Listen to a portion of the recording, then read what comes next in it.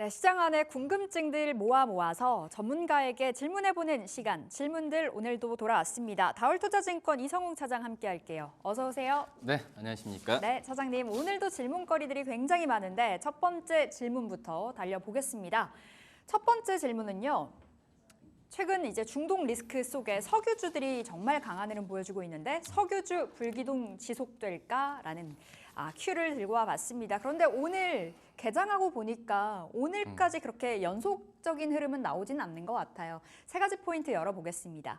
자, 석유주 국제유가 200달러 시나리오까지 지금 등장한 상황이죠. 그 폭격에 대한 위험으로 그러니까 앞으로 그 공급 관련해서 좀 어느 정도의 노이즈 속에 200달러 간다라는 이야기가 나와주고 있고요. 탑픽으로는 LG화학까지 받아봤습니다. 오늘 LG화학은 굉장히 좋더라고요. 화학주들은요. 네. 자, 이야기 들어볼까요? 글쎄 이제 먼저. 200달러까지는 네, 무리다라고 생각하고 있고요. 우선 세계 그 석유 공급량의 이제 이란 쪽이 차지하는 비중이 네, 5%도 되지 않아요. 그렇게 크진 않네요. 네, 뭐 그런 상황에서 이스라엘이 이제 그 이란의 이제 석유 쪽에서의 비축 기지를 공격한다는 네, 뭐 얘기가 계속해서 좀 나와주고 있긴 하지만 글쎄 이게 지정학적 리스크를 어떤 저는 이제 개인적으로 주가적인 측면으로 이제 집어넣는 거는 굉장히 좀 좋아하지가 않거든요. 그래요. 그러니까 왜냐하면은 이게 지금 현재 저희가 이 유가에 대한 부분 같은 경우가 지정학적 리스크에 미치는 영향은 정말 좀 단기적인 현상도 좀 네. 강했었고 기본적으로 어떤 유가에 대한 수요가 받쳐줘야 되거든요. 받쳐돼야 이런 좀 오늘 이런 이제 지정학적 리스크의 단기 랠리가 이어질 수는 있겠지만 네, 결국 이제 이란도 최대 이제 석유 수출국이 이 중국이거든요. 그렇기 때문에 이 세계 공급량의 5% 되지 않고 그렇다고 이제 중국 쪽에서의 이 수요가 살아나지 않은 상태에서 네. 어떻게 보면 이 공급 쪽으로만 이 유가가 올라간다. 이거는 그 전에도 저희가 좀 경험을 해봤지만은 정말 한계가 있었다라고 판단이 되고 있고요. 뭐 그러기 때문에 이 국제 유가에 대한 이 상승에 대한 부분이 뭐 200달러까지는 글쎄요, 약간의 좀 공포 지수가 좀 올라가니까 그렇게까지 내놓을 수 네. 있겠지만 이게 최고겠죠. 가장 내놓은 그 전망 중에서 200달러가 최고겠고 제가 봤을 때도 단기적인 영향이 좀 강하지 않을까라고 좀 생각이 되고 있고요. 뭐 중국 쪽에서의 어떤 수요가 중요하다라고 좀 생각이 됩니다. 그러니까 이제 근본적인 문제, 수요가 어느 정도 해결이 돼야 되는 부분인데 자꾸 공급 쪽에서의 무언가 이슈가 있다 보니 유가 상승은 제한적일 거다라고 봐주신 것 같고요. 자, 그렇다면 탑픽이 LG화학인데 석유 화학주들은 굉장히 좋더라고요. 오늘장에서도 좋은 흐름 보여주고 있고 지금 LG화학 현재 2.8% 상승으로 35만 8천 원 선.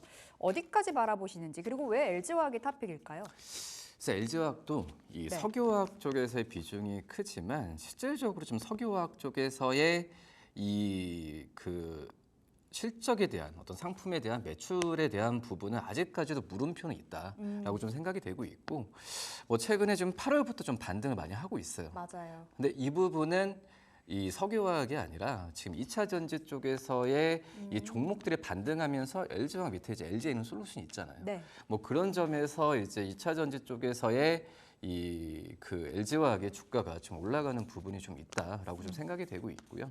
그렇기 때문에 지금 국제 유가 상승과 함께 이 석유화학 제품 관련된 기업들의 주가가 이 펀더멘탈과 상관없이 많이 좀 올라가고 있는데 굉장히 주의를 해야 된다. 앞서서 제가 좀 말씀을 좀 드렸잖아요. 이 중국 쪽에서의 회복이 이루어지지 않은 상태에서는 이렇게 좀 주가가 올라가는 부분은 단기 트레이딩 관점으로 좀 접근해야 되는데 네. 지금 제가 이제 LG화학을 말씀을 드린 이유가 2차 전지까지 봐서. 2000년까지 봐서 중장기적인 아, 그런 상황으로 좀 가야 된다고 판단되고 있고요. 네. 그나마 이제 지금 현재 석유화학 관련 그러니까 지정학적 리스크를 떠나서 이 석유화학 관련주로 이제 펀드멘탈로 접근해야 된다고 한다면 LG화학도 마찬가지지만은 실적 면에서 정말 저평가, 그러니까 저가에 있을 기회가 아니라 네. 저평가인 기업들에 대한 종목들도 상당히 좀 많거든요. LG화학도 그런 것 같아요. 6개월 동안 지금 한 10% 가까이 빠진 거잖아요. 그쵸. 2차 전지가 네. 원체 안 갔다 보니까. 예, 그렇기 때문에 물론 이제 3분기 실적도 작년 대비 좀 떨어질 확률이 좀 높긴 하지만 이제 뭐 본업에 대한 가치 부분은 올라가야 되는 상황이지만 2차 전지에 대한 뭐 LG에너솔루션에 대한 가치나 이런 부분 좀 덜 반영된 느낌도 좀 크거든요. 네. 그렇기 때문에 저는 LG화학을 그 석유화학 관련주 중에서는 저희가 이제 시청자분들한테 단기로 네. 석유화학 관련주들이 올라가니까 단기 트레이딩을 이용하다라고 말씀을 드릴 수 없잖아요. 그래서 저가에 좀 편하게 좀 담을 수 있는 종목들이 많이 있어요. 생각보다는 LG화학도 그렇고 이 뭐 금호석유, 뭐 KCC 이런 종목들 같은 경우가 좀 편하게 담아야 된다라고 생각이 되고 있고요. 근데 이제 중요한 부분 앞서 제가 이제 중국 쪽에서의 뭐 수요에 대한 부분 얘기했잖아요. 지금 현재 중국과 미국도 이제 뭐 금리 인하에 대한 부분의 시점이 있었고 그 전에 이제 중국 쪽에서의 어떤 소비 심리가 살아난다라고 단언은 할 수는 없지만 그런 기미들이 지금 보여주면서 이런 관련주들의 이 좀 주가에 특히 이제 어떤 이 뭐 흥구손에 많이 좀 그 등락폭이 심하잖아요. 이런 네. 종목들보다는 이런 종목들이 저가에서 좀 반등하는 모습 많이 보여주고 있거든요. 뭐 그렇기 때문에 저는 이제 이런 종목들에 대한 관심을 좀 가져야 되는 게 맞다라고 생각이 되고 있고 지금 이제 중국 쪽이 아니라 지금 시장은 석유화학 제품으로 본다고 한다면 인도 시장 쪽에서의 모멘텀이 좀 많이 올라오고 있는 상황이거든요. 네. 뭐 그렇기 때문에 인도 시장 쪽과 연결을 하면서 이런 지정학적 리스크에 의한 주가를 어떤 트레이딩 관점으로 접근하는 거는 무리다. 무리일 것 같고 잘 예. 할 수 있을까요? 과연 뭐 이란과 뭐 중국 또 지정학적 리스크를 어떤 정치적 리스크를 예상하면서 이 종목들을 트레이딩한다라는 부분은 거의 좀 약간 좀 그 불가능에 가까운 영역이거든요. 네. 그렇기 때문에 펀더멘탈에 집중하는 게 맞지 않을까라고 좀 생각이 듭니다. 알겠습니다. LG화학을 탑픽으로 받아봤는데 중장기적인 관점에서 저가 매수 모아가는 전략 괜찮다라고 답변 받아봤고요. 두 번째 질문 넘어가 보겠습니다. 자, 두 번째는요. 금쪽이 NC소프트 드디어 변화의 조짐이 좀 보여질까인데요. 자, 세 가지 포인트 잡아볼게요. 앞서 여기 질문들 들어오기 전에 시세 확인하고 들어왔는데 오늘 너무 좋더라고요. 5% 상승을 보여주고 있었는데 신작에 대한 기대감이 있고요. 역시 고점 대비 한 80%는 빠졌잖아요. 네. 저점 매수 기대가 되고 있고 중국 판호 리스크 점진적으로 나아질 거고 결국엔 탑픽은 크래프톤. NC소프트가 아니라 크래프톤이네요. 사실 저는 이제 이 게임주들을 접근했을 때 정말 이제 게임주들의 그 실망을 많이 하셨던 분들이 많으실 거예요. 시청자 분들께서. 너무 많죠. 한 2, 3년 동안은 정말 좀 말씀드렸듯이 NC소프트도 거의 뭐 반 네. 이상 절반 이상 빠졌던 상황이었고 그래서 크래프톤을 말씀을 드리는 게 뭐 설명을 드리겠지만 크래프톤만 최근에 2년 동안에 꾸준함을 좀 보여줬던 그런 상황인데 저는 이제 그 게임주들 같은 경우가 물론 이제 신작의 흥행도 있겠고 그리고 실적도 있겠지만 저는 네. 제일 중요한 부분은 신작이 제때 나오냐. 미뤄지지 않고. 미뤄지지 않고 예. 이 부분이 저는 이제 주가 측면에서 봤을 때는 좀 제일 좀 반응을 좀 잘 하지 않나 랠리 부분이 네. 이어지지 않나 생각이 되고 있고요. 이 게임주들 같은 경우에도 거의 이제 연말에 지금 현재 분위기가 좋은 게 이 중국 쪽에서의 뭐 부양 기대가 또 이제 뭐 판호 발급에 대한 부분이 그때 뭐 사드 이유 같은 게 거의 없었어요. 그다음에 네. 이제 최근에는 여러 종목들이 여러 이 게임에 대한 부분이 판호에 대한 발급 부분이 얘기가 들어오고 있는데 예.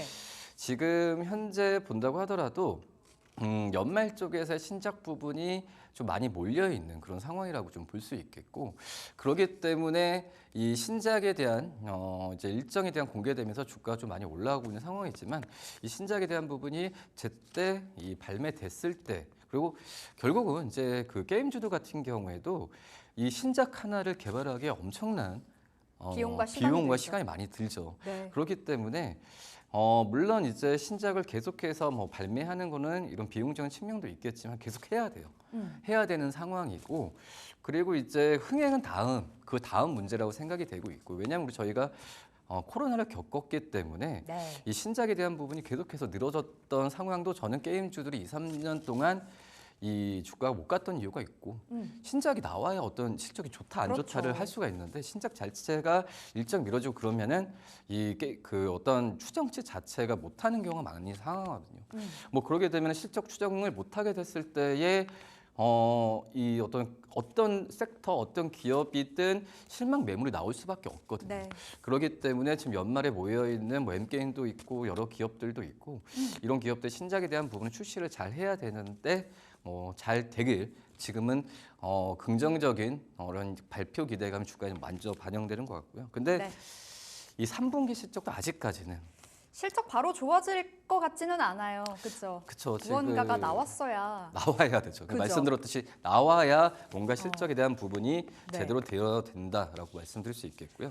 크래프톤 주가 오늘 좀 낙폭이 깊네요. NC소프트랑은 상반되는 흐름을 보여주고 있고 그럼 지금 기회예요. 저는 매수 관점을 좀 매수해볼까요? 그러니까 게임주 안에서 게임주 안에선 크래프톤. 네, 지금 어떤 종목들을 지금 뭐 네. NC소프트를 또 사야 되냐 뭐 이렇게 얘기 나오고 있긴 하지만 와, NC소프트는 더 탄력 키워가네요. 예, 근데 이제 저는 크래프톤이 좀 가장 꾸준했던 종목들을 사야 되는 게 맞다라고 네. 생각이 되고 있고 물론 이제 저도 이제 주말에 이제 거기 어디 몰을 갔는데도 이제 배틀그라운드 펍지에 대한 행사를 굉장히 많이 하더라고요. 근데 이제 배틀그라운드에 대한 실적이 크래프톤의 기본적인 바탕으로 깔아주고 있는 상황이지만 뭐 크래프톤이 좋다라고 좀 말씀을 드리지만 좀 한 가지 좀 우려스러운 부분은 이제 이 배틀그라운드에 약간 치중돼 있는 그죠. 매출이. 단일 게임이죠. 단일 거의. 게임에 대한 부분에 있어서 물론 이제 이걸 IP를 활용한 국가의 진출 또 이거에 대한 부가적인 어떤 이 굿즈나 이런 부분에 있어서 IP에 대한 수익은 안정적으로 깔고 있긴 하지만 네. 크래프톤 같은 경우에도 지금 현재는 뭐 신작에 대한 부분 다양한 라인업을 좀 많이 공개를 하고 있거든요. 뭐 그런 점에서 그래도 주가적인 측면에서 본다고 하면은 정말 많이 이렇게 꾸준한 올랐어요. 종목은 별로 네. 없어요. 그래서 저는 이제 이 게임주들이 많이 떨어졌을 때 저가에 담는다라는 관점보다도 지금 이제 현재 뭐 펄어비스도 그렇고 네오위즈도 그렇고 사무실적이 안 좋기 때문에 그 목표 주가 낮추고 있거든요. 이제 그런 점에서 봤을 때는 크래프톤은 안정적이지 않을까라고 판단됩니다. 네, 크래프톤은 고가권에서 놀고 있잖아요. 네. 6개월로 봤을 때는 30%가 올랐고 계속해서 꾸준한 흐름 보여주고 있는데 오늘처럼 빠질 때가 기회다. 제가 자칭 겜순이거든요. 사실 게임 하다가 재미없으면 유저들 굉장히 냉정해요. 바로바로 지우고 다른 게임으로 갈아타는데 사실 배그는 오랫동안 하고 있는 게임 중에 하나이기도 하거든요. 크래프톤 탑픽으로 받아봤습니다. 자, 다음 세 번째 질문으로 넘어가 보겠습니다. 세 번째는요. 제약바이오 관련해서 CPHI라고 읽어야 되나요? 네. 출격한다. 학회로 알고 있는데요. 제약바이오 관련주들의 그 흐름이 금요일부터 다시금 살아난 모습입니다. 세 가지 포인트 잡아볼까요? 자, 유럽 CPHI, K바이오 대거 출격한다. 그리고 생물보안법, 원체 이제 기대감이 있는 쪽이죠. 그리고 유한양행, 렉나자, 자회사 IPO 효과까지 받아갈 수 있는 제약바이오, 지금 자리 봐야 된다라는 관점이신 거죠. 그렇죠. 한번 이제 제약바이오 주들이 어떤 8, 9월 달에 한번 좀 주도주를 한번 부상했다가 지금 약간 좀 주춤하고 있는 상황인데 그래서 제가 봤을 때도 이 제약바이오라고 한다면은 정말 섹터가 정말 크잖아요. 너무 크죠. 네, 그 중에서도 실질적으로 뭐 중소형 어떤 제약바이오 주들은 잘 안 갔어요. 보면은 이제 이 뭐 유한양행도 그렇지만 이런 그 빅파마 기업들만 중심으로 좀 갔고 아니면은 삼성바이오로젠, 셀트리온 이런 네. 기업들 또 아니면은 이제 비만 치료제 섹터가 굉장히 좀 낮고 실제적으로 본다고 하면은 제약바이오 섹터 전체적으로 한다면은 이런 기업들 빼고는 그 주가가 답보 상태인 종목들이 더 많거든요. 뭐 그러기 때문에 뭐 K 바이오라고 하지만은 정말 이것도 슬림화를 해야 되는 게 맞다라고 네. 좀 생각이 되고 있고 그 전에는 이 어떻게 보면 미국 대선에 대한 또 이제 전체적인 이 수급에는 쏠린 부분이 있었지만은 이제는 말씀드렸듯이 생물보안법이